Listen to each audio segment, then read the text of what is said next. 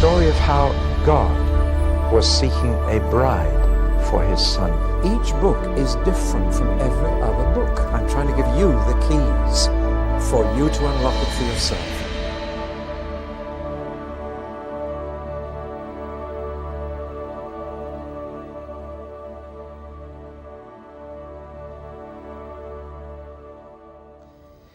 There's a double thread running right through the Old Testament, which requires an explanation.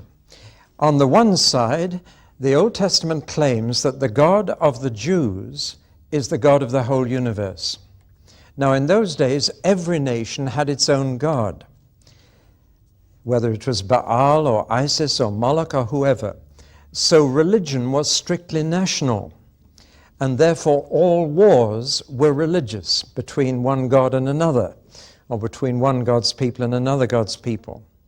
And therefore, Israel's God, called Yahweh or being or always, was considered by other nations to be the national God of Israel. And since every nation had its God, that was understandable.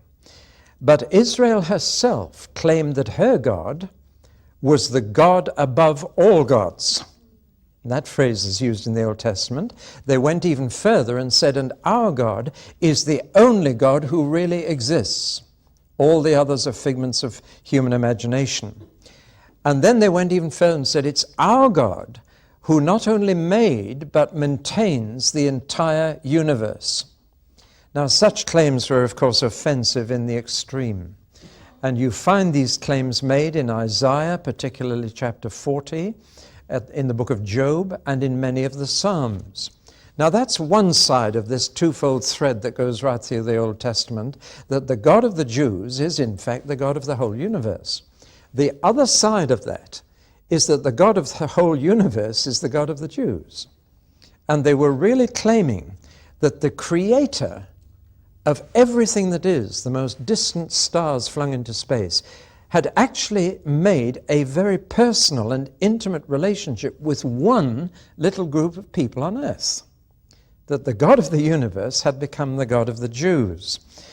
In fact, he had identified himself with one family on earth, with a grandfather, a father, and a son. That the God of the entire universe was now calling himself the God of Abraham, Isaac, and Jacob. Now, can you imagine how other nations reacted to that? It's an incredible claim. Now, this astonishing twofold claim that the God of the Jews is the God of the universe, and the God of the universe, especially the God of the Jews, is explained in Genesis. And without Genesis, you would not have any ground for this astonishing claim. As I've said before, if you only had a Bible that began at Exodus, you would think, well, this is just about the God of the Jews. But Genesis says, no, it's the God of the whole universe who has become the God of the Jews, and is not embarrassed to call himself by just three men who belong to that tiny people. Now remember that Genesis actually covers more time than the whole of the rest of the Bible put together. From Exodus to the last bit of Revelation covers around 1,500 years, a millennium and a half, whereas Genesis covers the entire history of the world from the beginning right through to Joseph, which is far longer. So when you read the Bible, you realize that time has been terribly compressed in Genesis. It covers many, many centuries. As compared to the whole rest of the Bible, it's a longer period. Then when you look into Genesis itself, you find a very strange proportion of space given to the different parts of history. Chapters 1 to 11 form a quarter of the book, quite a short section, and yet cover a very long period, centuries, and also talk about many people, even many nations. But the second half of Genesis, chapters 12 to 50, which we're now looking at, is a much longer section. It's 3 times as big as 1 to 11. It's 3/4 of the book. Yet it only covers a few years, a very short period. And it only covers a few people, in fact, one family. and only 4 generations of that family. There's a huge disproportion here if it claims to be the history of our world. And yet it's quite deliberate, and that proportion has a message in itself. So there's a kind of slowing down of history in the book of Genesis. There's a zooming in from the whole world and all its people to one family. And that is very deliberate, because we're looking at history from God's point of view. And God began by dealing with the whole human race and the whole of history, but then he focused in, he zoomed in on this one family, as if they were the most important family who ever lived. And from one point of view, they were. They were part of that very special line from Seth of people who called on the name of the Lord. And people who call on his name are, in his mind, his eyes, more important than anybody else. Because they are the people through whom he can fulfill his plans and purposes. So that's why we have this very strange proportion. You see, the Bible is not God's answer to our problems, it's God's answer to God's problem. I wish more people realize this. They present often the gospel as God's answer to our needs. Are you lonely? Are you unhappy? Does your life have no purpose? Then Jesus can meet your need. You've heard that kind of preaching. But actually the Bible is not about our needs at all. It's about God's problem. And God's problem is, what do you do with a race that doesn't want to know you or love you or obey you? What's he to do? That's his problem. And one solution to that problem is to wipe them out and start again. He tried it, but what I didn't mention in the last talk was that when Noah came out of the ark, one of the first things that he did was to get drunk and expose himself. And from then on, the whole sad, sordid story began all over again. So even with Noah and his family, it didn't work. So God had to think up something else, but he already knew what he was going to do. To save the human race from themselves, but rather to solve his problem. If somebody asks me, why did God create us human beings? Then I give a very simple answer to that. He had one son already, and he enjoyed that son so much, he wanted a bigger family. Now, I can't express it more plainly than that. That's why you and I are here, because God wanted more than one son. He wanted a bigger family. And that's what he created us for. But the tragedy is, he finished up saying, I wish we'd never had our children. Now, what's he going to do about it? Well, he knew. And with Abraham, he began his solution to his problem. What to do with a rebellious human race. Now, he chose to do it through one particular part of the human race. And philosophers call this the scandal of particularity. What a phrase, but I want to explain it. It's important. The scandal of particularity is, why should God only deal with the Jews? Why didn't he save the Chinese through the Chinese and the Americans through the Americans, the British through the British? It's an offense to us that he chose to solve his problem through the Jewish people. There are 2 poets, one of whom is called William Norman Ewer and the other Cecil Brown. They both wrote very short poems. William Norman Ewer, who only died in 1976, wrote this poem, How odd of God to choose the Jews. Brilliant poetry, and certainly one of the most widely quoted poems of all time. So along came Cecil Brown, and he decided to write a second verse. And his second verse went, but not so odd as those who choose a Jewish God, but spurn the Jews. And those 2 verses sum up what philosophers call the scandal of particularity. Well, we had 3 children, and when I brought sweets for them, I could do one of 2 things. I could either bring 1 bag of sweets and give that to one of them and say, now share that with your brother and sister, or I could bring 3 bars of chocolate and give them 1 each. Now guess which brought peace to the house? See? And it was much easier to give them each. some sweets. But we wanted to create a family. And if you're going to do that, then you must give the sweets to one and let them share it with the others. That's God's way. Instead of sending his son to be an American and a Chinese and an Indian and whatever, he chose the Jews. He sent his son to be a Jew, and he's still a Jew. And he said to the Jews, now you share that with everybody else. That's how he chose to save us. And it's his choice. You can argue with it, but that was his choice. And that's why he is calling himself the God of Abraham, Isaac, and Jacob. Chapters 12 to 50 are basically the stories of just 4 men. And yet 3 of them are classed together, and one is quite different. We're only going to look at the 3 in this talk, and the 4th generation in a separate talk. He's quite different. God never called himself the God of Joseph. He is the God of Abraham, Isaac, and Jacob, just the 3 generations. And we've got to ask why. And as we study the stories of these 3 men, we're going to notice that there's a kind of counterpoint, a kind of contrast between these men and one of their relatives. So the counterpoint to Abraham is his nephew, Lot. The counterpoint to Isaac is his stepbrother, Ishmael. The counterpoint to Jacob is his twin, Esau. You notice that those relations seem to get closer and closer, from nephew to stepbrother to twin. And God is again showing there are still 2 lines running through the human race in very stark contrast to each other. And the stories invite you to line yourself up with one line or the other. Are you a Jacob or an Esau? Are you an Ishmael or an Isaac? Are you an Abraham or a Lot? And as you read through these chapters, that's the question you should ask yourself. Who is your kind?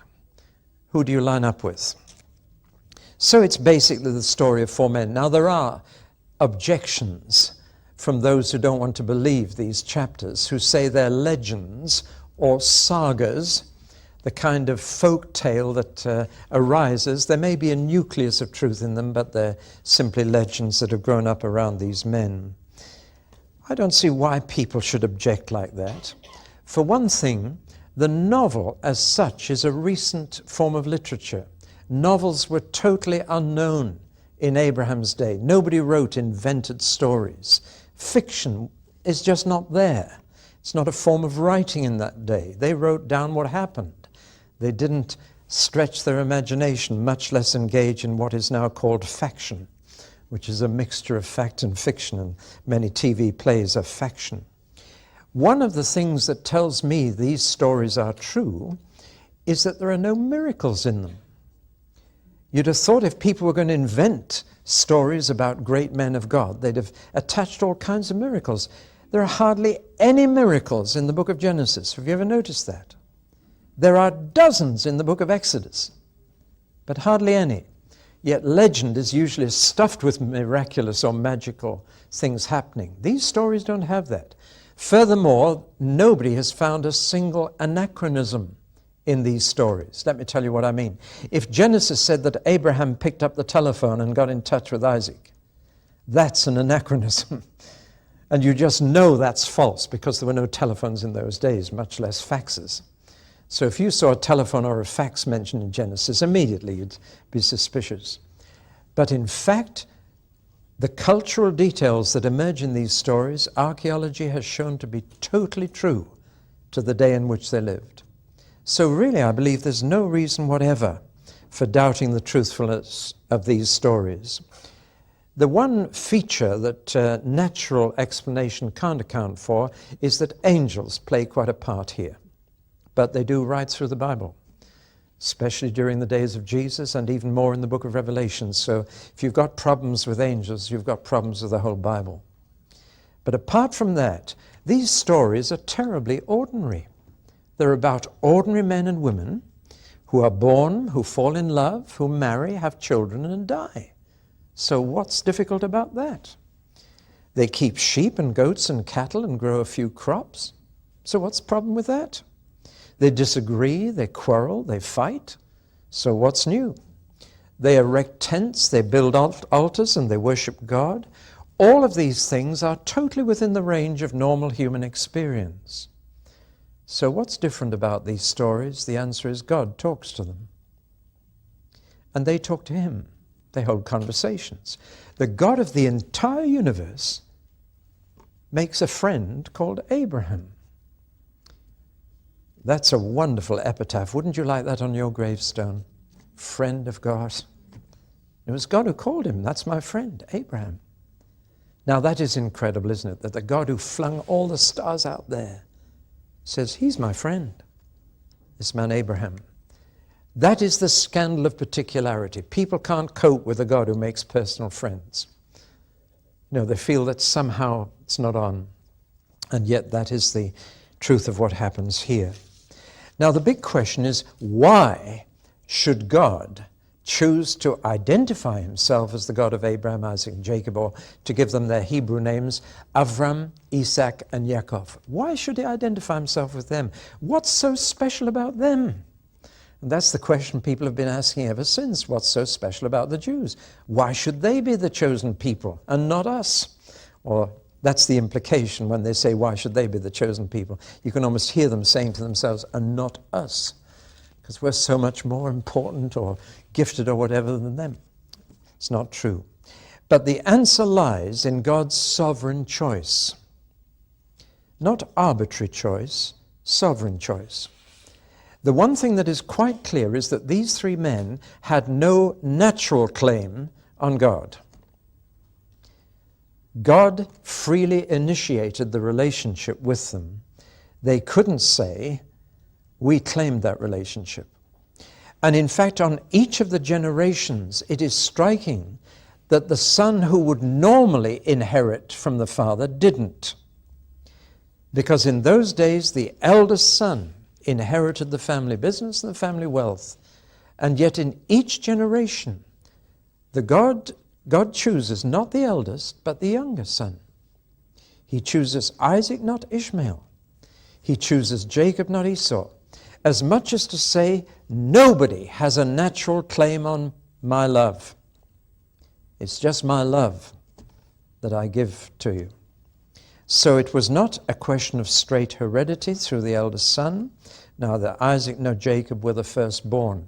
And what they inherited was a free gift every time. So they had no natural claim. More striking is the fact that none of these three men had a moral claim on God. Not one of the three could claim to be better than everybody else. In fact, the Bible is an honest book and tells us that all three of them were liars. All three of them. We are not given stained glass pictures of these three great saints. We are given a picture of very ordinary men like us who had their weaknesses.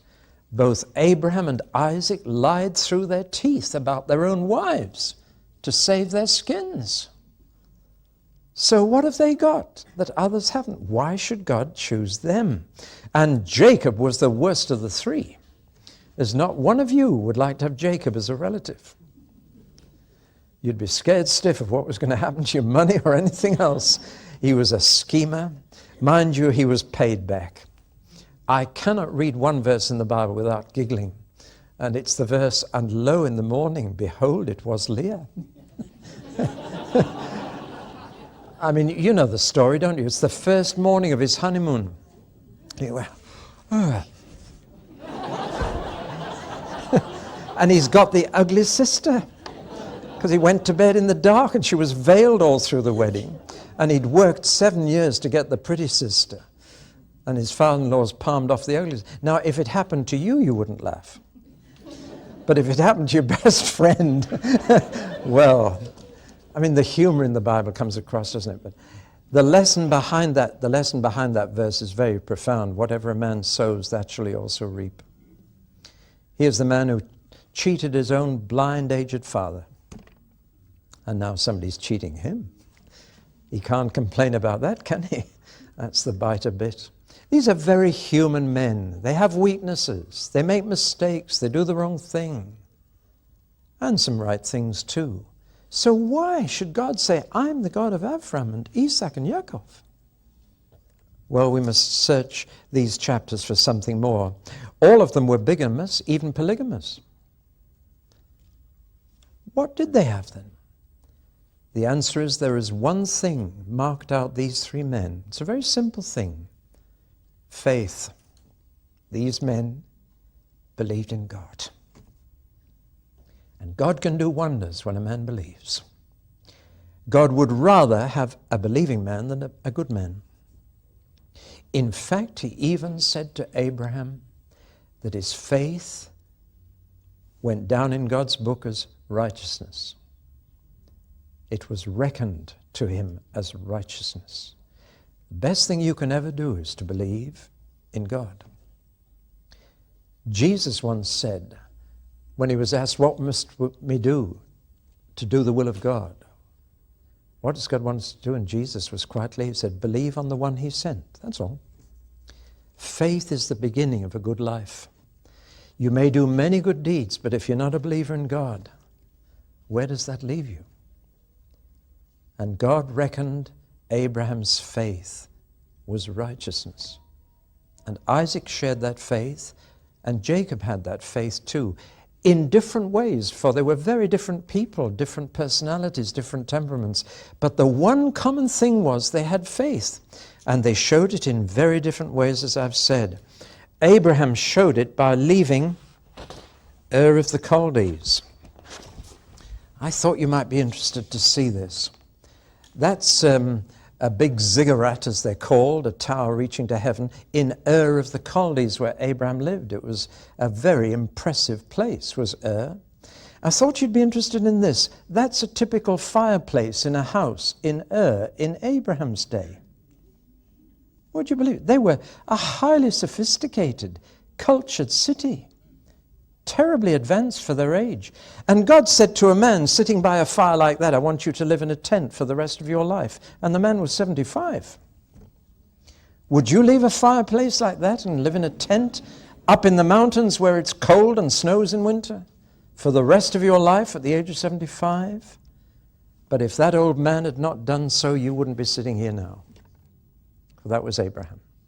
Just thought you'd be interested to see what an amazing place he left, to live in a tent up in the hills and to look after a few sheep and goats, because God said, I want you to come with me to a land you've never seen, and you'll never see this land again. I want you to leave your family and friends. Abraham actually took his father and his other members of his family halfway. He got as far as Haran, and they decided they'd had enough, and they settled there. And Abraham went on alone with his nephew Lot, this old man. But he believed God. And he even believed that God could give him a son. Well, considering his wife was 90 at the time, it's no wonder that when the boy came, they called him Joke. Isaac, Hebrew for laugh. And they called the little boy Joke. What a joke, because Sarah, when she heard that she was going to be pregnant at that age, she just roared with laughter. And God heard that laughter too. But what faith! Mind you, his faith shook a little. He waited, first of all, 11 years, and the boy never turned up, and his wife got older and older. And when she suggested that Abraham try and get the boy through one of the young maidservants, he did. That's how Ishmael got born. But Ishmael was not a child of faith. He was a child of the flesh. And God didn't choose him. Now, don't ever think that that was unfair to Ishmael, because God blessed Ishmael, and he promised him that he'd be the father of many nations and produce 12 princes. And he's the father of the Arab nations today. So God didn't put him down, but he didn't choose him. Not for that line of faith, because Ishmael didn't show faith. But he was blessed. And above all, Abraham exercised faith when God said, would you be willing to sacrifice your son, your only son, for me? That was after another 16 years had passed, and then the boy came, Isaac. You willing to sacrifice him for me? And it tells us that Abraham was willing to kill Isaac as a sacrifice because he believed God would raise him from the dead after he'd killed him. Now, considering that God never had done that before and had never caused a resurrection, that was some faith. But that's why he was prepared to do it. And the reason why he was prepared to believe that God would raise Isaac from the dead was because he had been able to conceive Isaac when he was a very old man, when, as the Bible says, his body was as good as dead. Therefore, he said, if God can make my dead body produce life, he can also raise my son from the dead. What faith! Isaac, his faith was shown that he submitted to be sacrificed when he was in his early 30s. Every picture I've ever seen of Abraham offering Isaac was a little boy of 12. Is that the picture you've got in your mind? You'll never find a Jew believing that, because the Jew knows his Bible and he doesn't divide it into chapters as we do. After the sacrifice of Isaac, the very next thing that happens is Sarah's death, the age of 127, when Isaac is 37. And that's the next event after the sacrifice. So Isaac was in his early 30s, and he submitted to his father Abraham, an old man. And he did it on a mountain called Moriah, which later became Golgotha, or Calvary. It's an amazing story, isn't it? Well, I'm jumping ahead to the next talk, so let's get back to this one. Jacob. Oh, by the way, Isaac also had faith that God could choose his wife for him. And he accepted the wife of God's choice, Rebekah. Next thing to notice is that Jacob had faith. Mind you, at first, he had faith in himself. He could manipulate the blessing, and he did. And by scheming and deception, he got the blessing. But at least it showed someone who wanted to be blessed, which is good. But later God had to break that man, and he limped for the rest of his life. After wrestling with God all night, he walked like that for the rest of his life. But from then he really believed God. And he believed that his 12 boys would become 12 tribes. These men, in spite of all their weaknesses and their failures and the mixture of good and bad, they shine as men who believed in God. They had faith. And therefore, when you look at the contrast in their relatives, you find people of flesh rather than faith.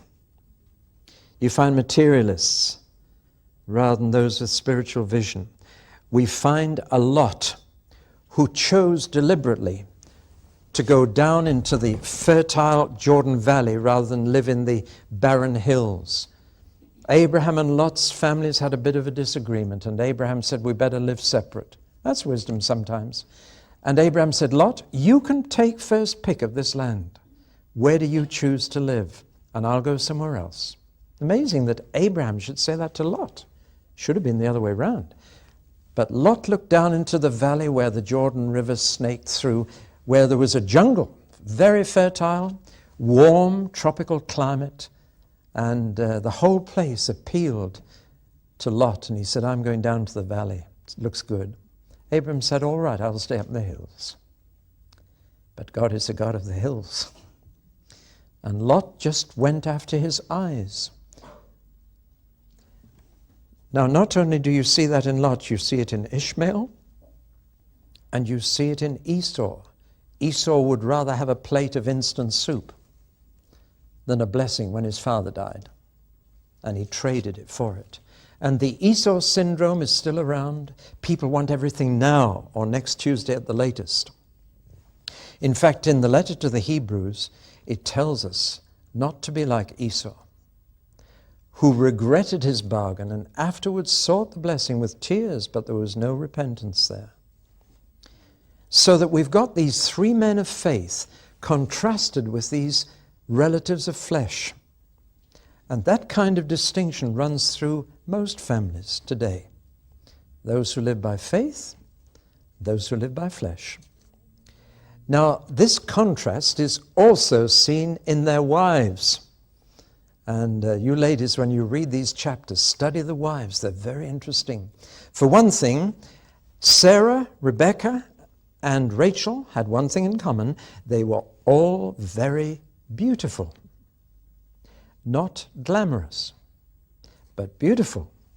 And glamour fades, but beauty increases.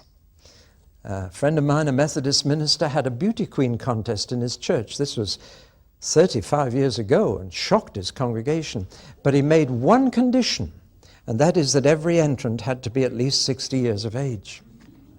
And he wanted to try and demonstrate that glamour and beauty were two different things. Now it says of the 3 wives of the patriarchs, they were all beautiful and they had the lasting beauty of inner character. And they all submitted to their husbands. I'll go on to something else. The wives of the others are again a contrast to the wives of the men of faith. There's an unusual shaped mountain at the south end of the Dead Sea called Lot's wife. It's the shape of a woman running away. But even Jesus said, remember Lot's wife. She looked back to the comfortable life they were leaving, yet a life that was going to be judged by God. They lived in Sodom, a name that's become infamous in history. Well, that's what we're looking for when we read these chapters. We're looking for faith and flesh and the contrast between men and their wives. And you begin to understand why God says, I belong to this side of the family and not to this side. Let's just look at those 3 men in perhaps a little greater detail. God made a promise to Abraham on which we still rely. God began creation with one man, and he began redemption with one man, this man Abraham, and he made a covenant. That's a beautiful word that goes right through even to when we take bread and wine together, for this is the blood of the new covenant. But this word covenant is very precious. It is not the word contract. It's not a bargain struck between 2 parties of equal power and authority. A covenant is entirely made by one party to bless the other. And the other has only 2 choices, to accept the terms or to reject them, but they cannot change them. And God makes covenants and he keeps them. And God swears by them. Have you ever heard God swear? When man swears, he swears by a power greater than himself. He often says, by heaven I'll do that, or by God I'll do that. Well, God, you see, has nobody higher to swear by. So he swears by himself. And where a human being might say, by God, I'll promise to do that, God says, by myself I have sworn. And that's how God swears on oath. By myself, because there's nothing above God to swear by. So he swears by himself, and he tells the truth, the whole truth, and nothing but the truth. And he promised Abraham, virtually a covenant is a marriage. And the key words are always, I will. And if you read Genesis 12, God says 6 times, I will, I will, I will, I will. And the truth is that the God of the universe married himself to this particular family. And he promised them a place to live in. He gave them a little patch of land where the continents meet. The very center of the landmass of the world is Jerusalem. And that's where the road from Africa to Asia and the road from Arabia to Europe cross, near a little hill called Armageddon in Hebrew. And it's the crossroads of the world. He says, that's the place I'm going to give you forever. And they hold the title deeds to that place, whatever anybody else says, because God gave the title deeds to them, to Abraham and his descendants forever. Second thing God promised was to give them descendants, that there would always be descendants of Abraham on the earth. And the third promise was that he would use them to bless or to curse every other nation. Now that's the calling of the Jews, to share God with everybody. But that can cut both ways. God said to Abraham, those who curse you will be cursed, those who bless you will be blessed. And it is still the truth, as many have discovered. Now that was his covenant. In return, God expected first that every male Jew would be circumcised as a sign that they were born into that covenant. And second, that Abraham would obey God and do everything God told him. And that covenant is at the very heart of the Bible. And on the basis of that covenant, God said, I will be your God, and you will be my people. That phrase is repeated all the way through the Bible until the very last page, and there it is again. I will be their God, and they will be my people. A lovely phrase, that. God wants to stick with us.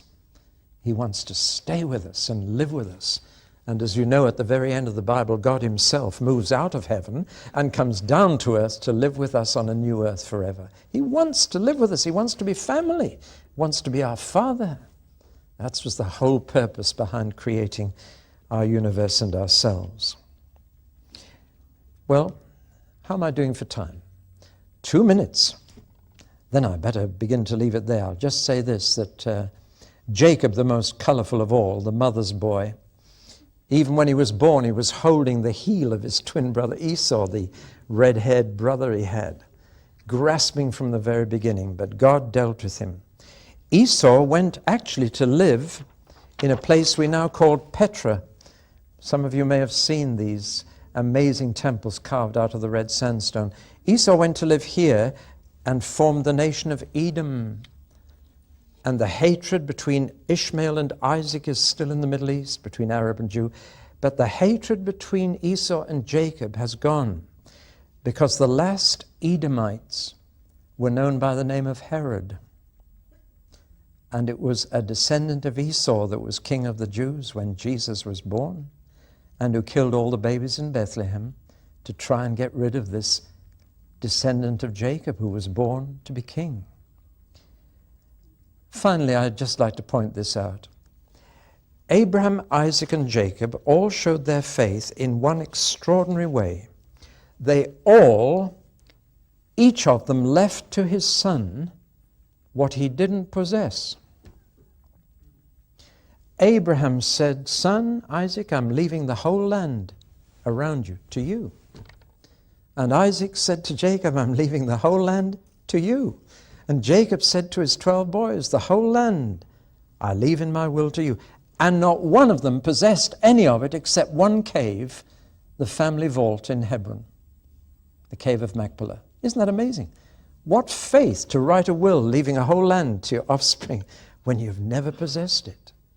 But they believed that God had given it to them and that one day that whole land would be theirs.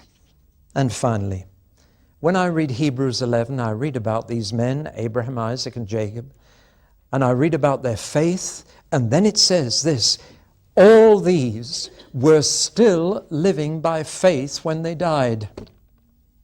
They didn't just believe for a day or two. When they died, they were still believing because they never saw the promises fulfilled. And listen what it says now in that same chapter. They were all commended for their faith, yet none of them received what had been promised to them. God had planned something better for us, that only together with us would they be made perfect. See, Abraham, Isaac, and Jacob are not dead. I've seen the tombs of their bodies in Hebron, but they're not dead. Jesus said God is the God of Abraham, Isaac, and Jacob. Not was, is. He's not the God of dead people, he's the God of the living. And we are worshiping the God of Abraham, Isaac, and Jacob. They're still alive. And without us, they will not be made perfect. And they are among the great cloud of witnesses that's watching how we run. Because their perfection, their fulfillment of God's promises, is dependent on us too. We're all going to come into it together. When Jesus comes back to earth, you'll see Abraham, Isaac, and Jacob coming back with him. And together with us, made perfect in God's sight. All those weaknesses taken away and perfectly reflecting the image of God.